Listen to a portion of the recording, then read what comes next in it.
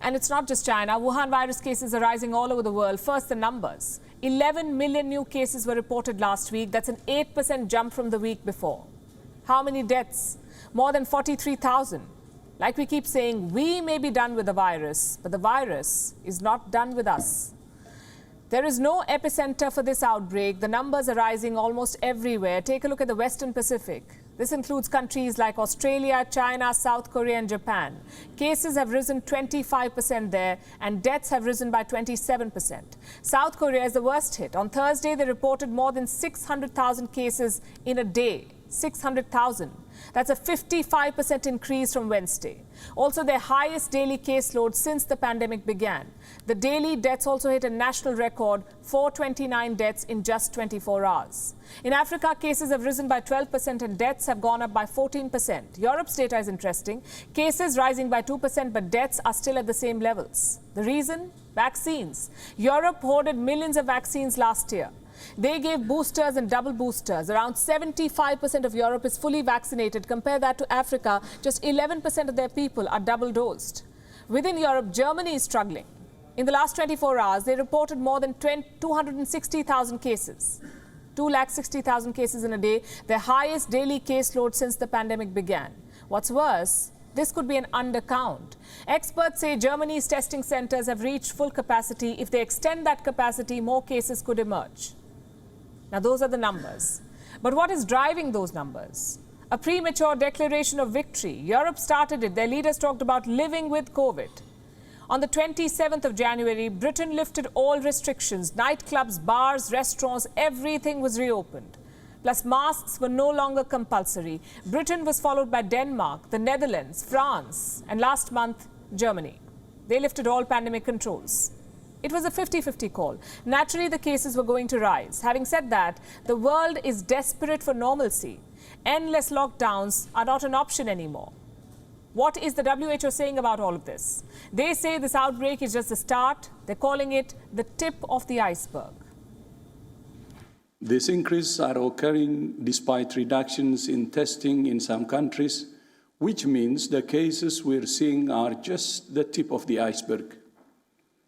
And we know that when cases increase, so do deaths. Each country is facing a different situation with different challenges, but the pandemic is not over.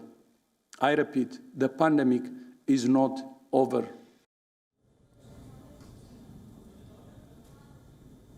Dr. Tedros says the pandemic is not over.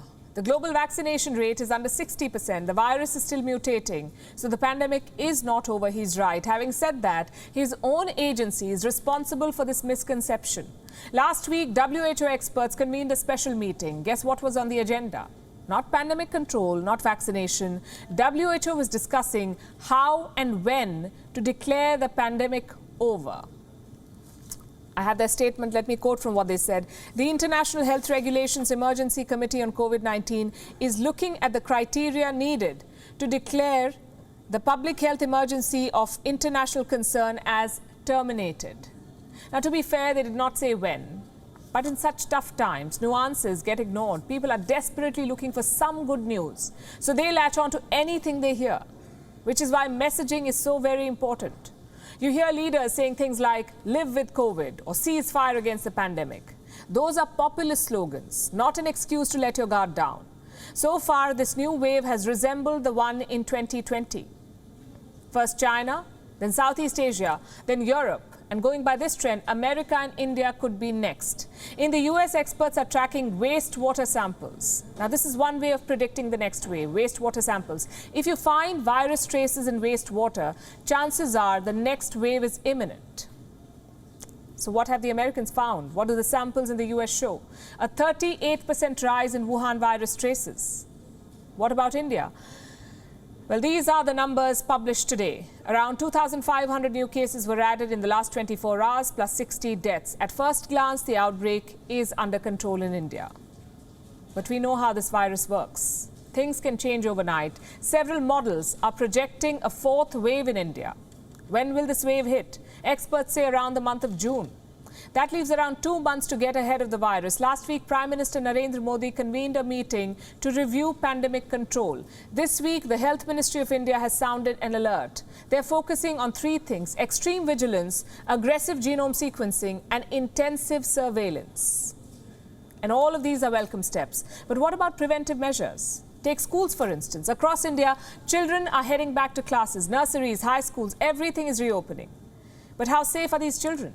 For starters, they're not vaccinated. Only children above the age of 12 are eligible for vaccines in India, and that too, the process has just started. What about the rest of them? 26% of India's population is less than 14 years old. That's around 31 crore children. 31 crore children. A majority of them are not eligible for vaccines. And starting next month or later this month, they will be in school. Secondly, schools are not fit for social distancing. We all know this. Children will inevitably mingle. They will share pencils or books or sit close to their friends, and you can't blame them for that. I know that resuming classes is an important milestone, a big victory against the pandemic, but that victory cannot be a gamble. Children need vaccines before they return to school. If not, it's a new wave waiting to happen.